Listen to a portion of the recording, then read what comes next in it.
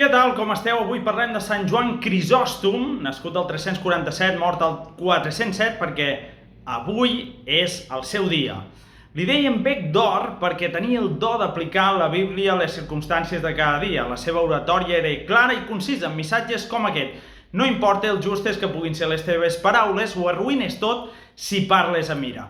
Va arribar a ser patriarca de Constantinoble, havia nascut a Antioquia de Síria, per tant, cristianisme d'Orient, un líder del cristianisme oriental, de l'actual Istanbul, perquè Constantinoble era la capital de l'imperi romà en aquell temps, actualment avui es diu Istanbul, Constantinople, i va predicar l'amor concret als pobres, va instar els monjos a fer obres de caritat i va impulsar els laics a evitar la corrupció, una corrupció que estava instaurada, sembla ser, tant al si de les altes capes eclesials com a l'imperi, i per aquests atacs va haver d'anar a l'exili.